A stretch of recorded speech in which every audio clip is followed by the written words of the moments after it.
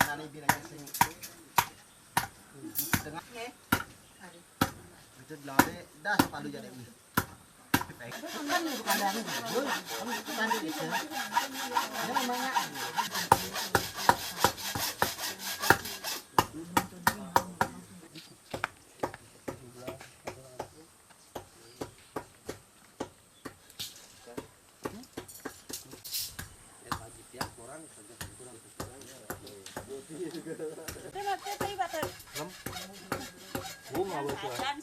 Gua nggak bisa lari. Iya.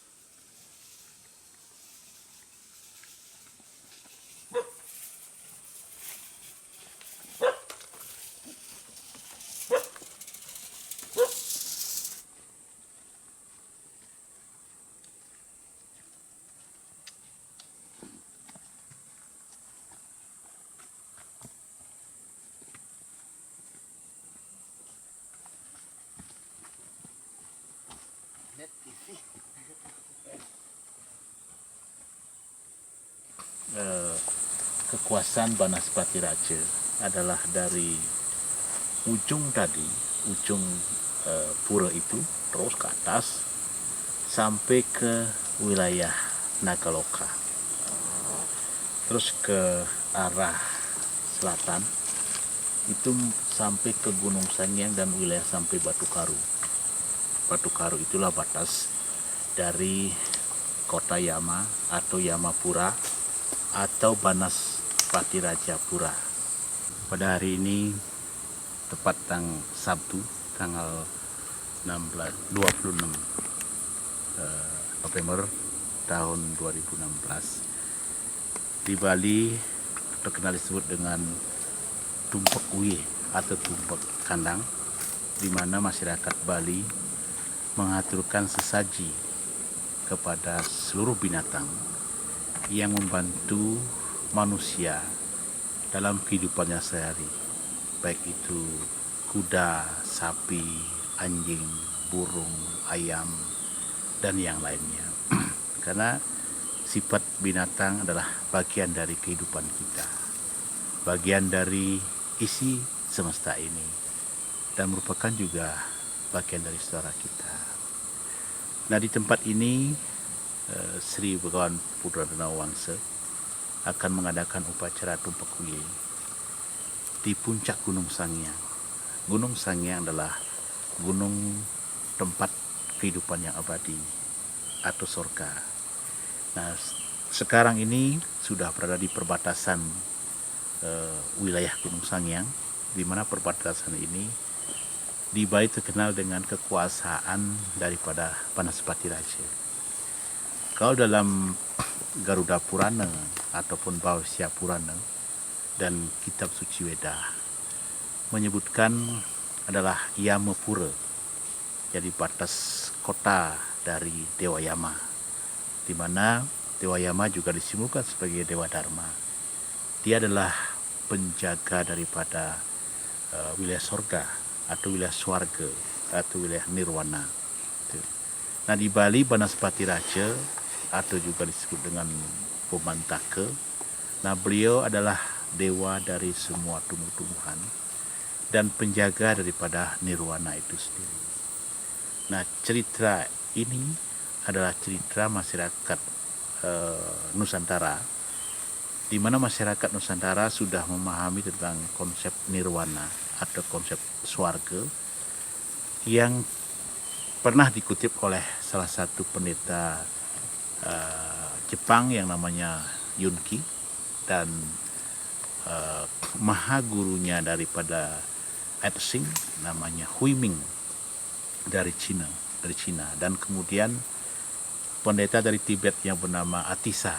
Nah, dia pernah menerjemahkan kitab suci yang menceritakan tentang perjalanan Atman atau Ciwatman atau roh menuju alam nirwana atau alam swarga. Nah, di batas inilah mulai kekuasaan dari Banaspati Raja atau Dewa Yama. Nah, mari kita ikuti cerita atau sebuah legenda yang terdapat di Nusantara ini.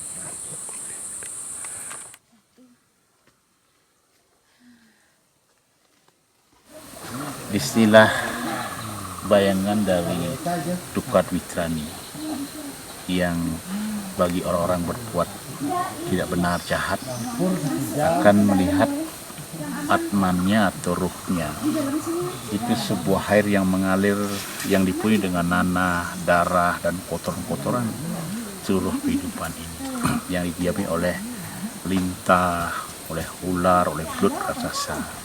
Nah, bagi orang yang berbuat kebajikan, yang termasuk manusia tergolong adi tama, dia akan melihat Tukat Witrani ini disebut dengan Tukat Soma, yang melihat airnya bening bersih, yang disebut dengan obat dari kehidupan.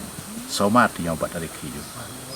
Nah, itulah kisah-kisah dari leluhur kita Nusantara untuk membekali kita sebuah pelajaran untuk selalu berbuat baik, sehingga kita akan berkelimpahan budi.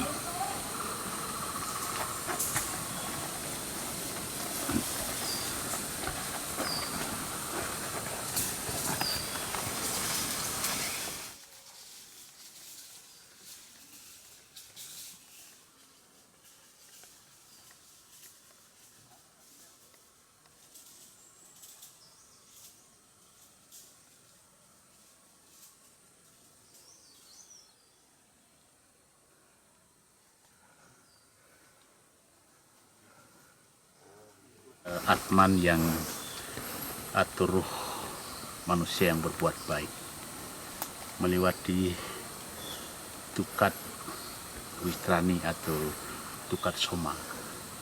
Dia akan disambut oleh gerbang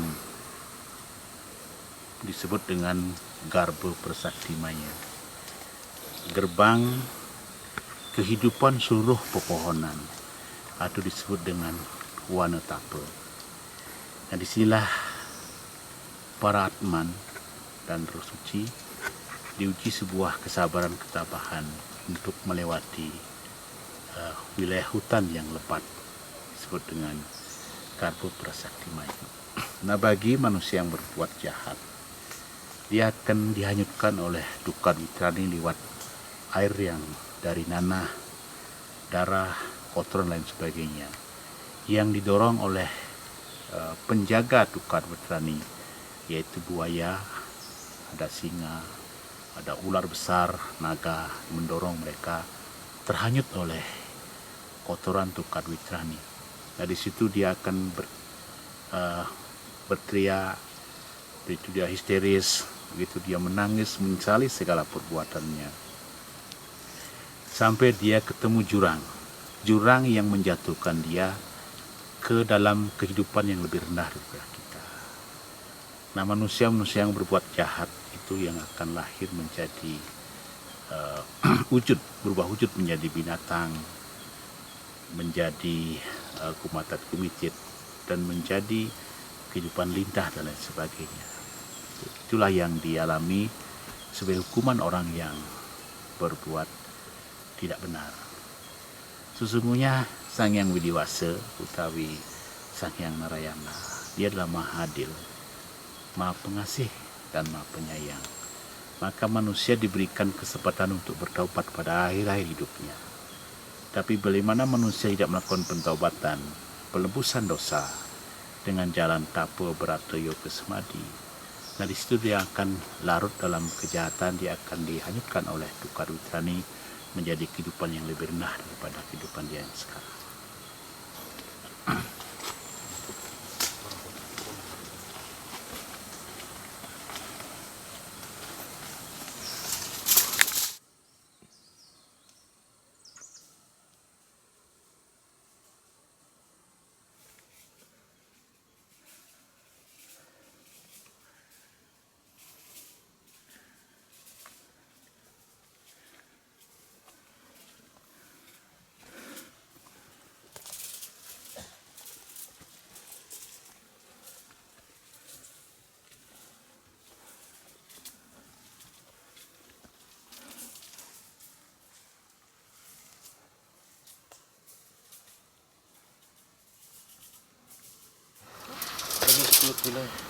Setelah kita melewati wilayah Tapuwano atau Karbo Prasaktimaya, kita pun, Sang Hyang Atman pun akan diuji, mengalami berbagai macam rintangan, cobaan, dan ujian, supaya dia bisa melewati wilayah Karbo Prasaktimaya.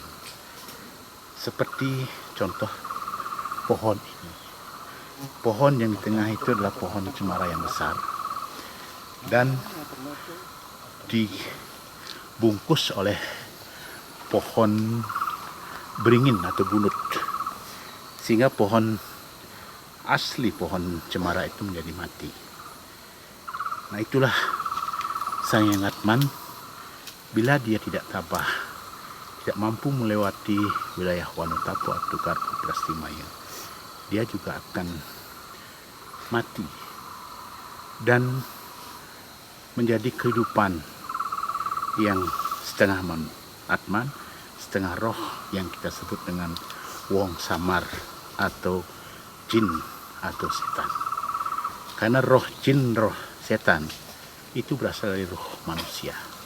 Atman manusia yang tidak mampu melewati wilayah Tapuwano atau Karbo Prasaktimaya.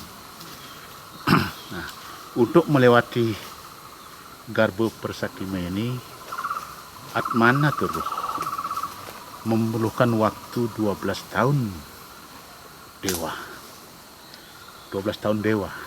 Kalau tahun dewa itu adalah kali 1000 tahunnya manusia. Baru dia akan menyentuh wilayah Tegal Penangsar disebut. Di Tegal Penangsar. Nah, nanti kita ceritakan di mana wilayah dan tempat Tegal Penangsaran di sini. Mari kita lanjutkan perjalanan.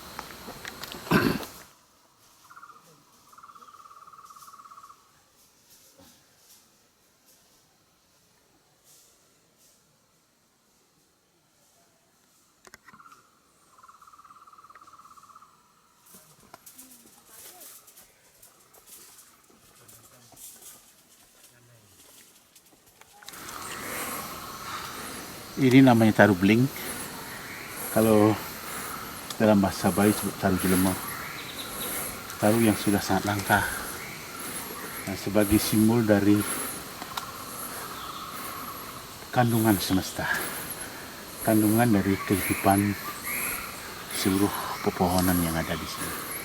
Nah, inilah yang kita lewati untuk Sang Hyang Atman menyadari bahwa beliau sekarang itu adalah sudah dikandung oleh alam semesta dalam kandungan Karbo Prasaktimaya, antara alam nyata dan tidak nyata. Itu yang disebut dengan maya tatwa, atau kita sebut dengan istilah mayit atau mayat. Kita berada di ruang antara sadar dan tidak sadar menuju alam yang lebih jagat yang lebih sempurna. Keren.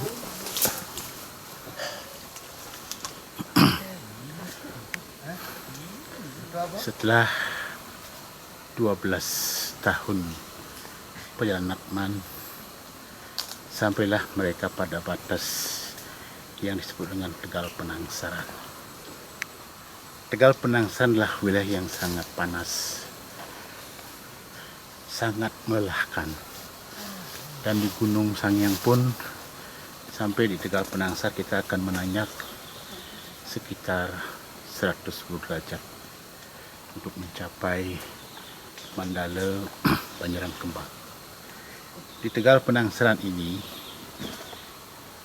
manusia pada saat meninggal, dia diupayakan dengan pengelorasan atau ngeloras yang biasa diambil dalam waktu 12 hari setelah pengabenan. Nah, pada saat ngeloras inilah Sang Hyang Atman akan dibekali penyucian oleh seorang biku suci, dibekali dengan bubur pirate, dibekali dengan panjang ilang mentarateng, dibekali dengan pengadang-adangan. Itu adalah bekal upah untuk para penjaga Tegal Penangsaran yang dimulai dari asu gamblong. Asu gamblong itulah asu hitam. Sudah itu diberi dengan dijaga oleh macan hitam, terus macan putih, dan para cingkra bala, pasukan dari Dewa Yama atau pasukan dari Panaspati Raja. Dan terakhir ada Sang Hyang Jogoromanik, itu adalah penjaga dari lawang masuk ke batas kota Yama atau Yamapura. Nah, disitulah Sang Hyang Atman akan memulai juga berbagai macam cobaan, berbagai macam ujian. Untuk mengatasi rintangan itu perlu sebuah ketabahan dan kesabaran. Sang Hyang Atman, kalau mereka tidak bisa melewati Tegal Penangsar, dia juga akan lahir menjadi manusia yang sengsara, manusia yang cacat, manusia yang hidupnya sakit-sakitan. Itulah yang digariskan oleh salah satu pustaka suci kita yang disebut dengan Putru Saji Pitra atau disebut dengan Garuda Purana. Terima kasih.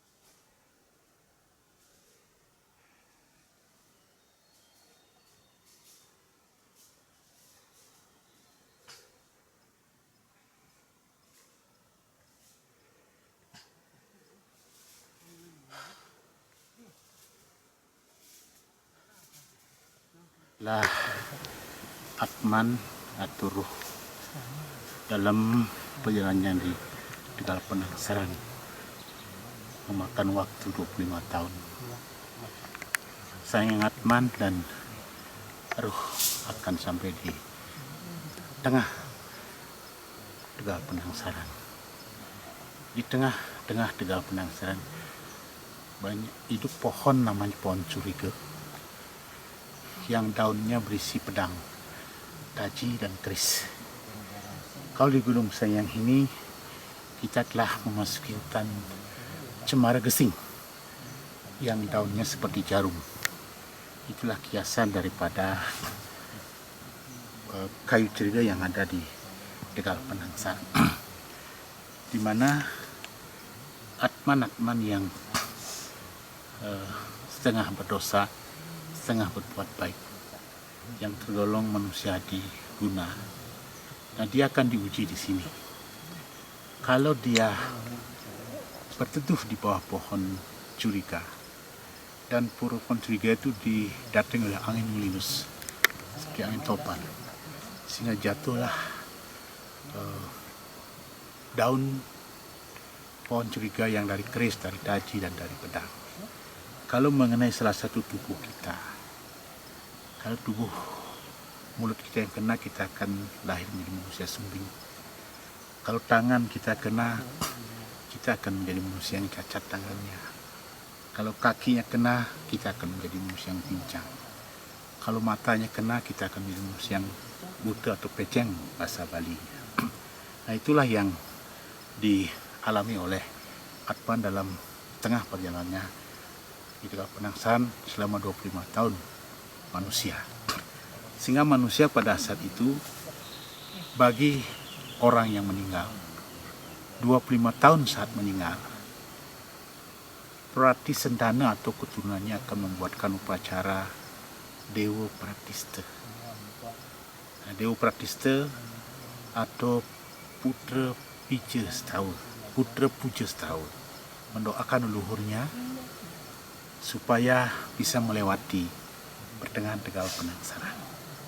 Itulah dari pustaka suci kita. Di dalam pustaka Manu Mitisan atau Tumitis atau Tetes dalam bahasa Jawa.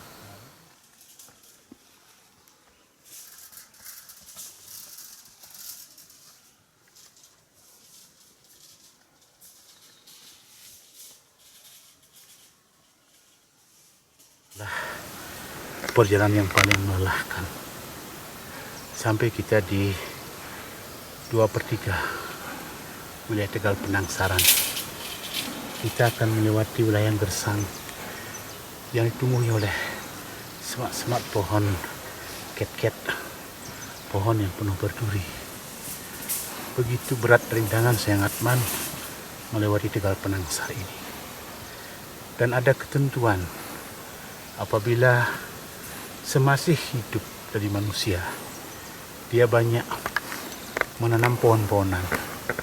Pada saat tumpak warga yang jatuh pada hari Sanicara Kliwon Uku Warga, di dalam perjalanan yang panas dia akan dilindungi oleh pohon yang dia tanam, sehingga di jalan perjalanan itu dia akan tentu dilindungi oleh sinar sengatan matahari yang panasnya sahasra dipta, 1000 kali dari panas matahari yang terpanas di bumi ini. Nah, itulah yang harus direnungkan oleh setiap manusia yang masih hidup. Semasih hidup banyaklah berbuat kasih kepada alam semesta, kasih kepada jagat semesta, kasih kepada tumbuh-tumbuhan, sehingga kita akan dikasih oleh jagat semesta ini. Dalam bahasa Jawa kuno disebut Riawakni Umasihikan Jagat.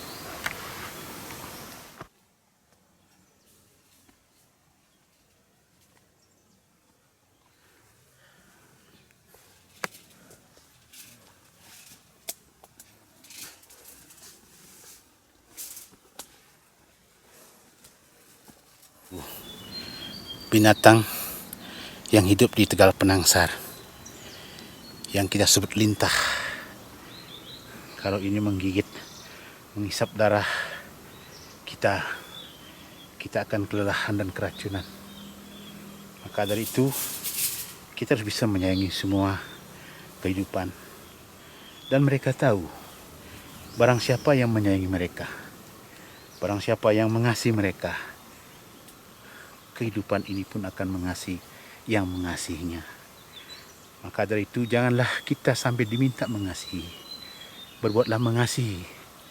Kita akan lebih dikasihi oleh jagat semesta dan kehidupan semesta ini.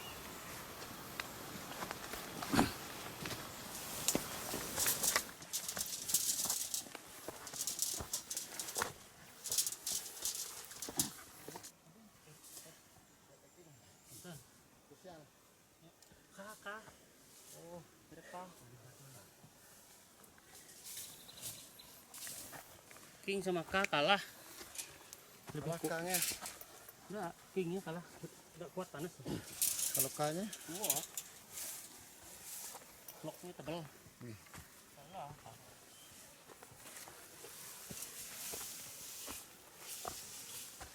Bos kan itu kan tak bilang nih. K kalah hadapnya.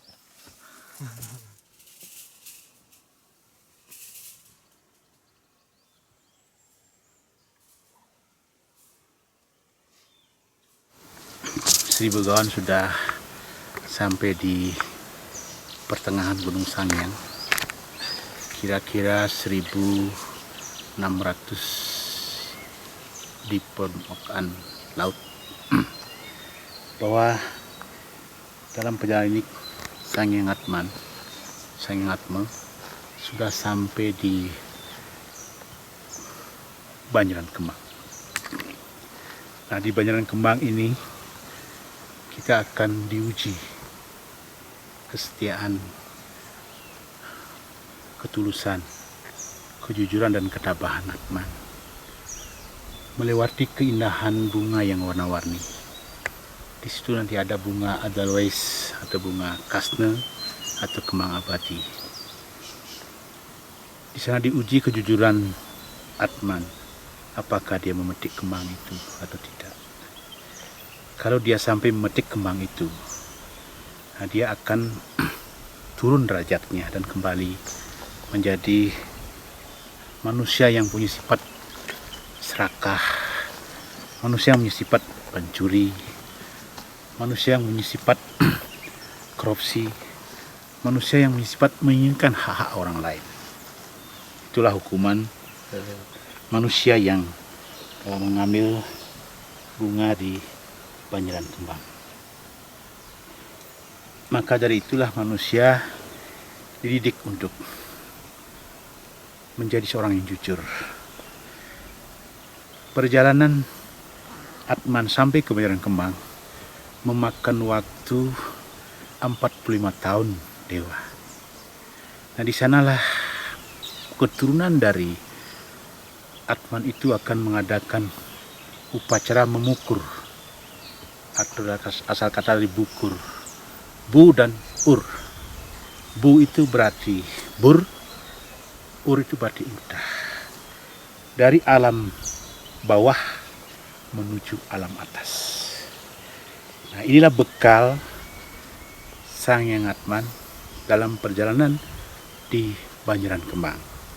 Sehingga pada saat upacara bukur itu diberikan upacara penyadaran Atman supaya Atman itu menjadi jujur melewati Banjaran Kembang itu. Sehingga bisa melewati Banjaran Kembang, dia akan sampai di Serawian atau tempat istirahat. Para Atman akan menunggu terbukanya lawang Yamapura atau lawang Banaspati Raja atau gerbang dari Dewa Yama. Sri Begawan sering mengajak para putra Dharma untuk memahami sebuah perjalanan mendaki gunung. Karena gunung sebagai simbol dari Dewa Layastana, tempat tinggal para dewa dan roh suci luhur. Dan menjalani puncak ini kita harus berjalan langkah demi langkah. Kita mengadu sebuah ketabahan dan kesabaran. Kalau kita sudah tabah dan sabar, kita akan melewati semua dan bekal kejujuran. Sehingga para Purudharma yang selama mendaki, dia akan merekam jejak perjalanan dia di dalam Atman yang ada wujud sebagai tubuh manusia.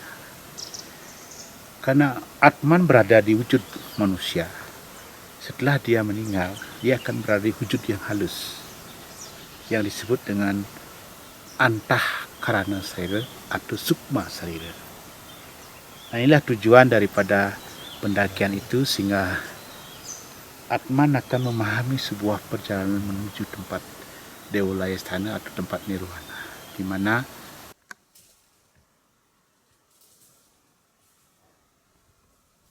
para dewa-dewa di nirwana atau di setelah Sayang Atman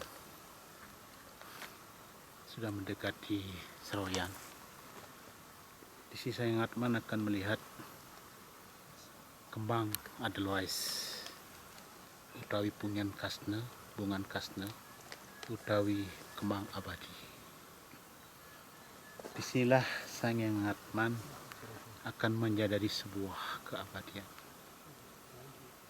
Nah, kalau Sayang Atman tidak menjumpai kembang abadi, dia akan jatuh lahir menjadi manusia yang adiguna, manusia yang sering berbuat kebaikan, olas asih, cinta kasih, iba, sering membantu orang-orang yang miskin, orang yang kena musibah, tetapi didasari dengan pamrih.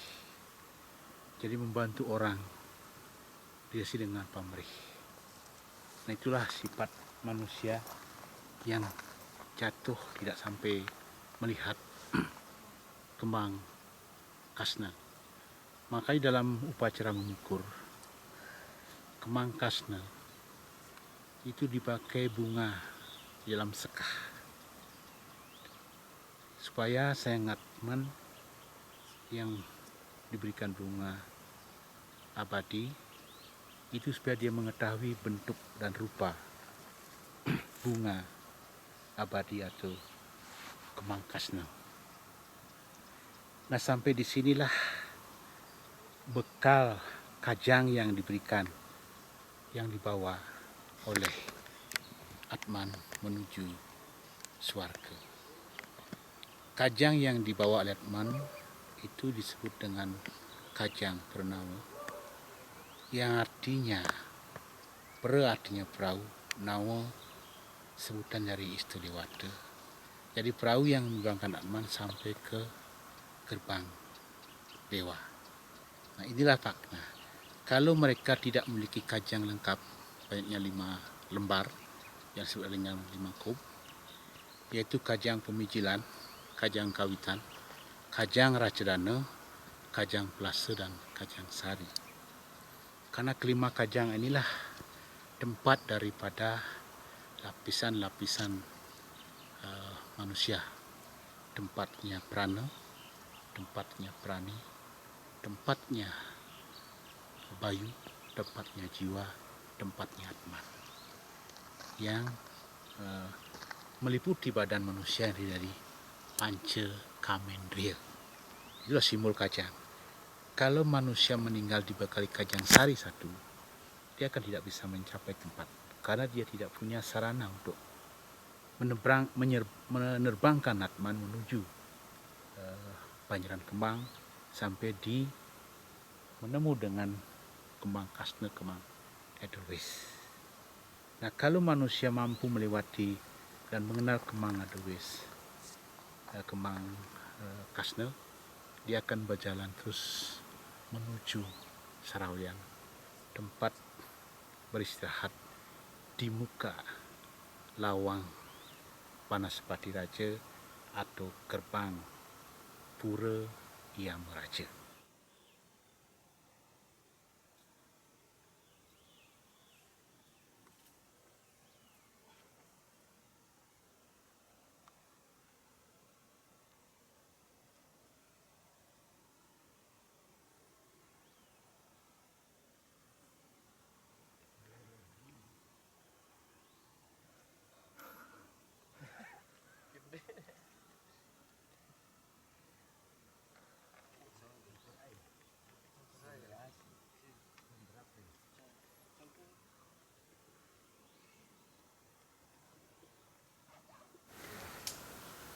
disinilah yang disebut dengan Suraweyan, di mana para Atman atau roh suci telah melewati perjalanan tapak demi tapak. Suraweyan adalah tempat penantian atau menunggu terbukanya lawang Banaspati Raja atau lawang dari Yama Rajapura atau lawang dari Dewa Dharma. Ciri khas dari Suraweyan adalah di mana tumbuh pohon kaswa yang memiliki warna ungu, warna jingga atau warna dadu merah muda. Dan pohon kaswa ini adalah pohon yang sangat berguna untuk menolak kekuatan magic atau menolak bisa ular. Pohon kaswa mampu hidup di ketinggian 2000 sampai ketinggian 2500 di atas permukaan laut. Nah, itulah yang dimaknai sebuah perjalanan menuju tempat swarga atau nirwana. Atman, manusia yang mampu sampai di tingkat Suraweyan sangat sedikit, bagikan debu yang berada di ujung kuku. Kalau manusia yang kembali ke alam Buddha atau alam binatang, bagikan pasir yang bertebaran di pinggir pantai. Dan manusia yang kembali menjadi manusia itu bagikan bintang di siang hari. Nah, itulah yang disilahkan. Nah, sehingga manusia-manusia sekarang kebanyakan lahir dari sifat-sifat asura sampat. Sifat asura sampat adalah sifat-sifat raksasa, sifat-sifat pembenci, sifat-sifat pemarah, sifat-sifat munafik, dan sifat-sifat yang jelek lainnya. Nah, sifat-sifat inilah yang merusak tatanan kehidupan di jagat semesta ini.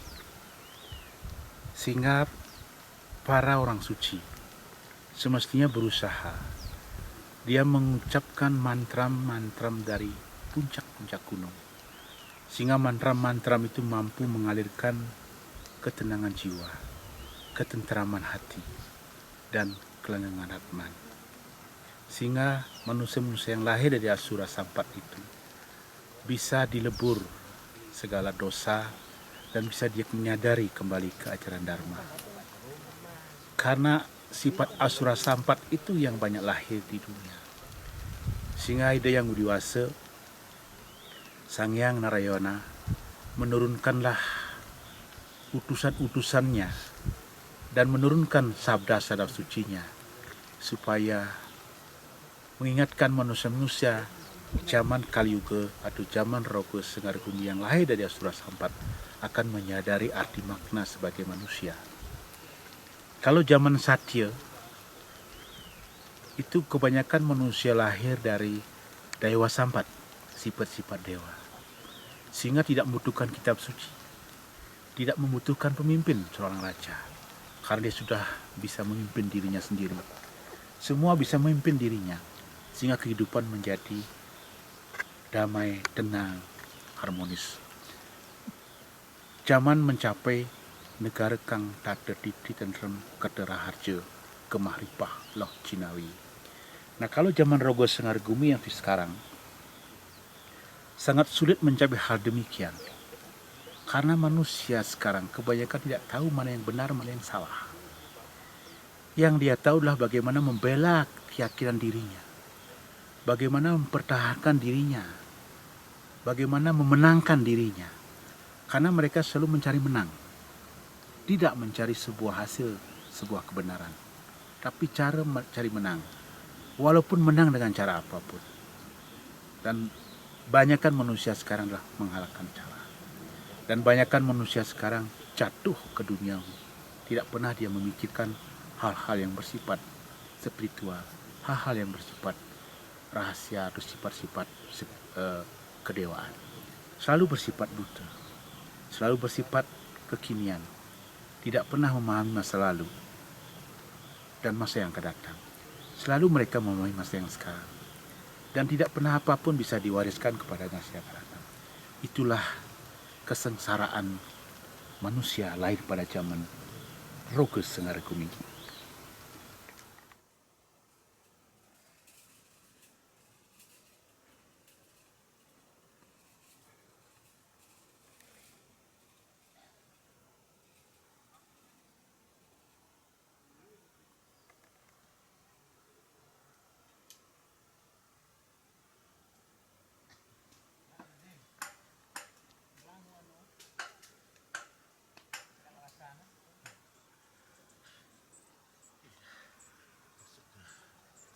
Suara gelokin para dewata dan orang suci leluhur berstanah.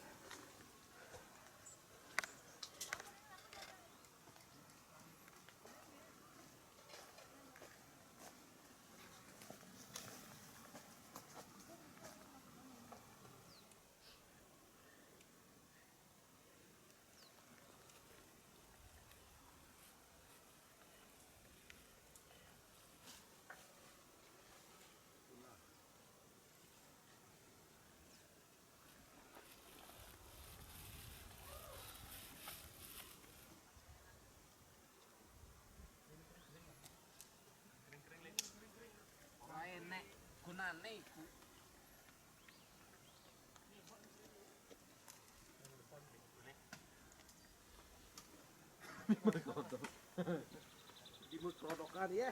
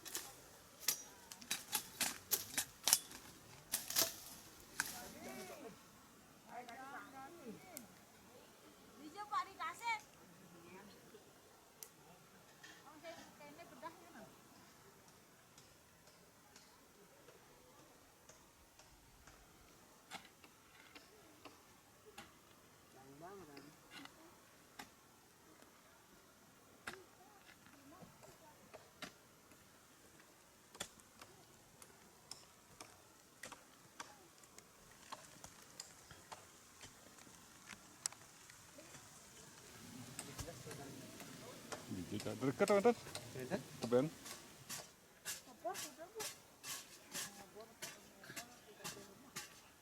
Kata bapak awas. Bahaya tuh. Bahaya tuh mah. Ampun gue tadi kan. Di bawah coran itu ratu. Belum salin tarik. Bukan cor itu.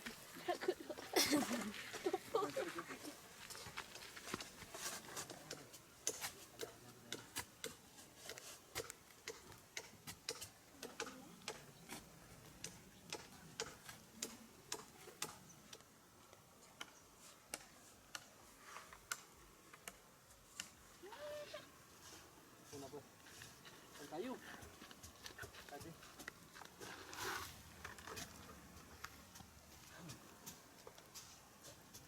Ini nak pajang ni.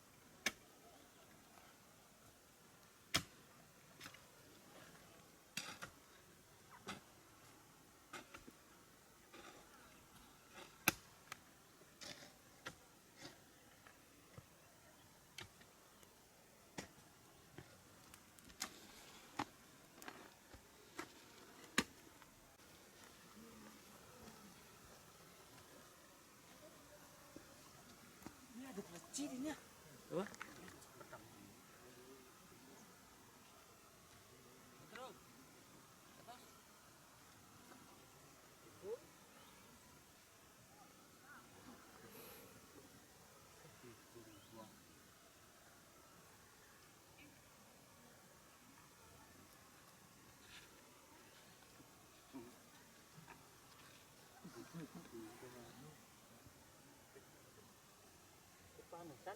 Kedinginan.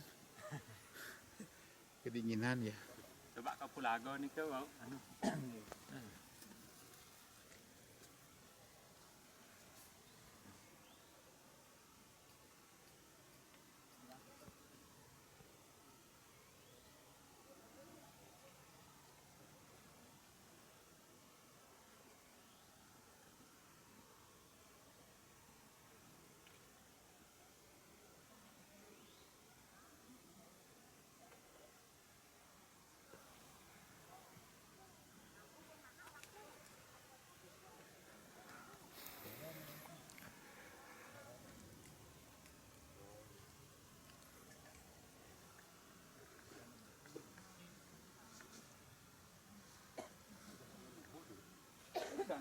Oh, bukan.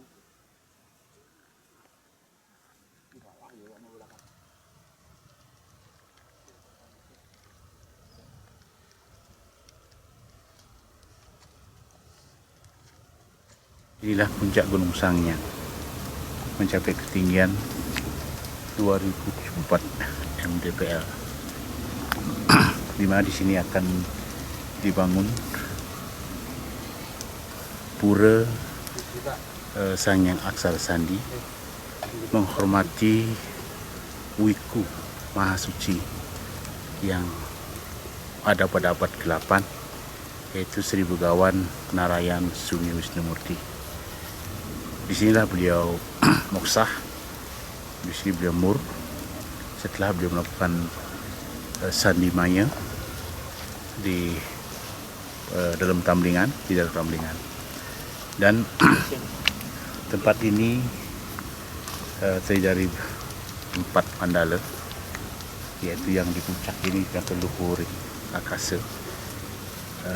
Terdapat satu pelinggih, yaitu pelinggih mensanakan Sangyang Narayana dan Sangyang Aksara Sandi Di bawah sekitar 100 meter dari puncak ini kita akan bangun pelingi-pelingi untuk penghormatan.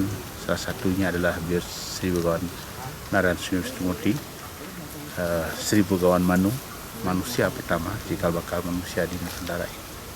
Nah, itu yang kita ingin bangun bersama. Dan pada hari ini kita akan menggelar upacara Tumpuk Uye, yaitu memberikan penghormatan kepada binatang yang diwakili oleh beberapa burung. Kita akan lepas untuk pelestarian, karena kita tidak bisa hidup tanpa kehidupan yang lainnya lestari. Itu intinya. Sehingga kita sebagai manusia yang memiliki akal, budi, dan cita, memiliki kemampuan yang lebih daripada di antara kehidupan, kita wajar untuk melestarikan, memelihara, melindungi mereka dari kepunahan. Jadi itu yang makna yang kita lakukan pada hari ini.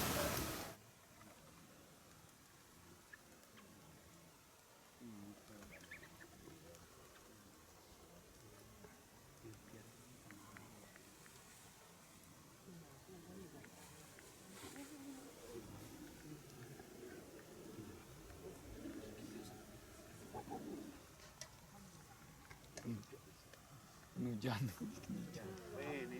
Ini beran cucuk bengil. Jeringan.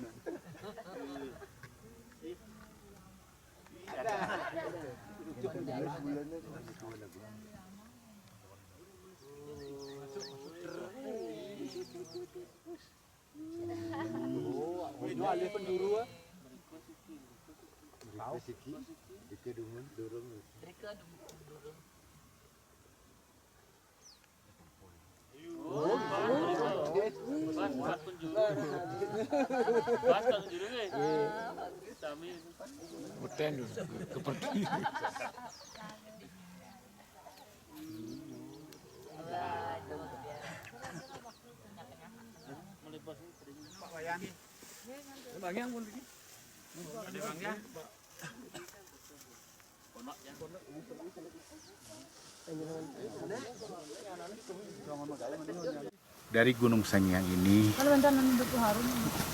nampak 3 danau. Danau Tamlingan, Danau Buyan, dan Danau Beratan. Dalam sastra disebut dengan Kumbaratri. Kumba itu adalah penampungan Tirta Suci. Ada 3 Tirta Suci yang ada di sini, yaitu Tirta Kamandalu, Tirta Sanjiwani, dan Tirta Sudamala. Itu yang terdapat di bawah Gunung Sangyang ini. Dan ini adalah batu tepat yang dipakai oleh leluhur pada abad ke-8 yang disebut dengan Punden Brunat. Kalau di Bali disebut bebaturan.